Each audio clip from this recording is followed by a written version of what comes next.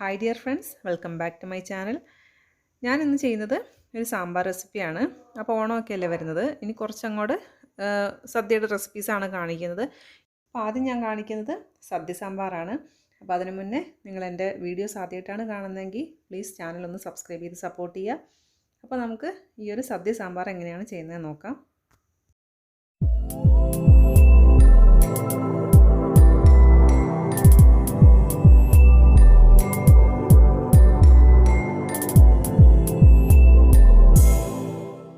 സാമ്പാർ ചെയ്യാൻ വേണ്ടിയിട്ട് ആദ്യം പരിപ്പൊന്ന് വേവിച്ചെടുക്കാം. ഞാനിവിടെ 1/2 കപ്പ് തുവരപ്പരിപ്പ് എടുത്തിട്ടുണ്ട്. ഇനി ഇത് നന്നായിട്ടൊന്ന് കഴുകിയെടുക്കാം. എന്നിട്ട് വേവിക്കാൻ വേണ്ടിയിട്ട് കുക്കറിലേക്ക് മാറ്റുകയാണ്.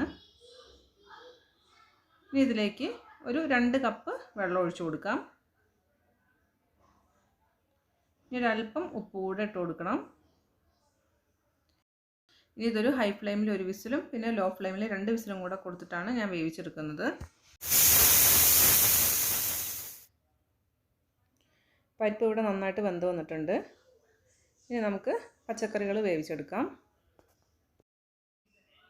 ഞാനിവിടെ പച്ചക്കറികൾ എടുത്തിരിക്കുന്നത് ഒരല്പം ചേന എടുത്തിട്ടുണ്ട്. ചേന അല്ലെങ്കിൽ ഉരുളക്കിഴങ്ങ് എടുത്താലും മതി. പിന്നെ കുറച്ച് മത്തങ്ങ എടുത്തിട്ടുണ്ട്. പച്ചക്കറികളൊക്കെ നിങ്ങളുടെ ഇഷ്ടത്തിന് എടുക്കാം. പിന്നെ കുറച്ച് ഏത്തക്കായ എടുത്തിട്ടുണ്ട്. പിന്നെ ഒരു ക്യാരറ്റ്, അതിൻ്റെ കൂടെ ഒരല്പം വെള്ളരിക്കയും കൂടെ എടുത്തിട്ടുണ്ട്. പിന്നെ എടുത്തിരിക്കുന്ന ഒരു 4 കൊത്തവരങ്ങ, പിന്നെ ഒരു വലിയ കത്രിക്ക, പിന്നെ എടുത്തിരിക്കുന്നത് ഒരു 3 വെണ്ടയ്ക്ക എടുത്തിട്ടുണ്ട്. അതുപോലെ ഒരു മുരിങ്ങക്കായ എടുത്തിട്ടുണ്ട്. ഒരു മീഡിയം സൈസുള്ള തക്കാളി എടുത്തിട്ടുണ്ട്. ഇത് നമുക്ക് പച്ചക്കറികൾ ഒരു പകുതി വേവായതിനു ശേഷം ഇട്ട് കൊടുക്കാം. പിന്നെ എൻ്റെ കൂടെ ഞാൻ എടുക്കുന്നത് ഒരു ചെറിയൊരു സവാളയാണ്. അപ്പോൾ ഞാനിതിലേക്ക് കുറച്ച് ചുവന്നുള്ളി ചേർക്കുന്നുണ്ട്. അപ്പോൾ ചുവന്നുള്ളി നിങ്ങൾ ചേർക്കുന്നില്ലെങ്കിൽ ഒരു വലിയ സവാള ചേർക്കാം. ഇനി ഇതിലേക്ക് നമുക്ക് കുറച്ച് പുളി പിഴിഞ്ഞ വെള്ളം വേണം. ഞാനിവിടെ ഒരു ചെറിയ നാരങ്ങയുടെ വലുപ്പത്തിലുള്ള പുളി എടുത്തിട്ട് കുറച്ച് വെള്ളം ഒഴിച്ച് കുതിർത്തിയിട്ടുണ്ട്. അത് ഇതിലേക്ക് ഒഴിച്ചു കൊടുക്കാം. ഇനി ഇതൊന്നുകൂടെ കഴുകിയെടുക്കണം. അത് നമുക്ക് ലാസ്റ്റ് പുളി ആവശ്യമുണ്ടോ എന്ന് നോക്കിയിട്ട് ചേർത്ത് കൊടുത്താൽ മതി. ഇനി ഇതിലേക്ക് പച്ചക്കറികൾ വേവാനായിട്ട് ആവശ്യമുള്ള വെള്ളം ഒഴിച്ചു കൊടുക്കാം. ഞാനിവിടെ 2 കപ്പ് വെള്ളം ഒഴിച്ചിട്ടുണ്ട്. ഇനി ഒരല്പം ഉപ്പ് കൂടെ ഇതിലേക്ക് ചേർത്ത് കൊടുത്തിട്ടുണ്ട്. ഇനി നമുക്ക് ഫ്ലെയിം ഓൺ ചെയ്ത് കൊടുക്കാം. ഇനി ചുവന്നുള്ളി ഒന്ന് വഴറ്റിയെടുക്കാൻ വേണ്ടിയിട്ട് ഒരു പാൻ ചൂടാക്കിയിട്ടുണ്ട്. ഇതിലേക്ക് 1 ടേബിൾ സ്പൂൺ വെളിച്ചെണ്ണ ഒഴിച്ചു കൊടുക്കാം. ഇനി വെളിച്ചെണ്ണ ചൂടായി വരുന്ന സമയത്ത് ഇതുപോലൊരു 15 ചുവന്നുള്ളി ഇതിലേക്ക് ഇട്ട് കൊടുക്കാം. അതിൻ്റെ കൂടെ തന്നെ ഒരു 3 വെളുത്തുള്ളി അല്ലി കൂടെ ഇട്ട് കൊടുക്കുന്നുണ്ട്. ഇനി ഇത് രണ്ടും നന്നായിട്ടൊന്ന് വഴറ്റിയെടുക്കണം.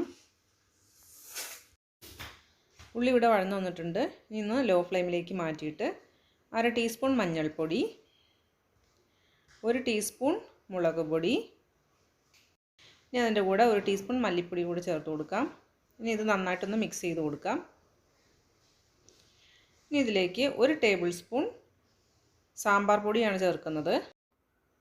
സാമ്പാർ പൊടിയുടെ അളവ് വ്യത്യാസം ഉണ്ടാകും. ചില സാമ്പാർ പൊടി ഒരല്പം കൂടെ ചേർക്കേണ്ടി വരും. അത് നോക്കിയിട്ട് ചേർക്കുക. ഇതുകൂടി നന്നായിട്ട് ചൂടായിട്ട് നമുക്കിത് പച്ചക്കറികളിലേക്ക് ചേർത്ത് കൊടുക്കണം. അപ്പോൾ ഞാനിതിലേക്ക് പച്ചമുളക് ഇട്ടിട്ടുണ്ടായിരുന്നില്ല. 2 പച്ചമുളക് കൂടി ഇട്ട് കൊടുക്കാം. എന്നിട്ട് ഈ വഴറ്റി വെച്ചിരിക്കുന്ന മസാലയും ചുവന്നുള്ളിയൊക്കെ കൂടി ഇതിലേക്ക് ചേർത്ത് കൊടുക്കണം.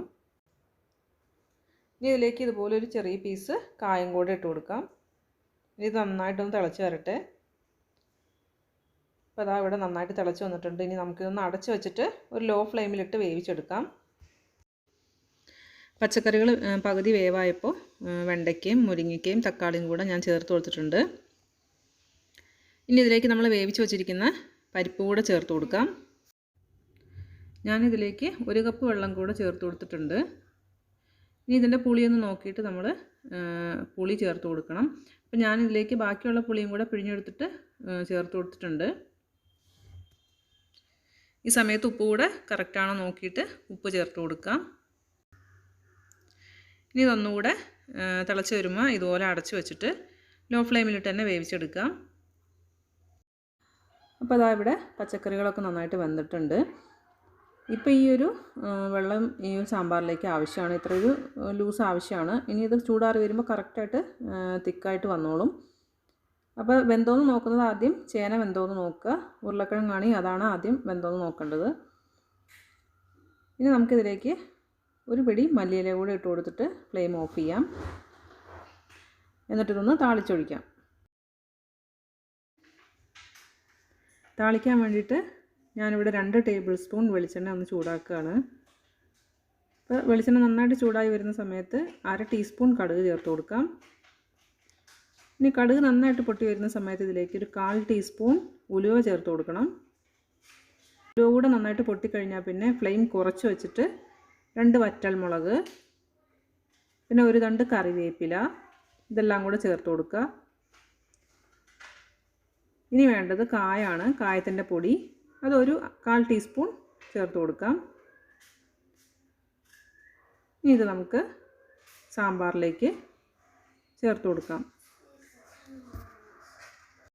അപ്പോൾ അതവിടെ നല്ല ടേസ്റ്റി ആയിട്ടുള്ള സാമ്പാർ റെഡിയാണ്.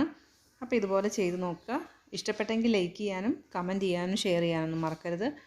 നല്ലൊരു വീഡിയോ ആയിട്ട് വീണ്ടും കാണാം. Thanks for watching.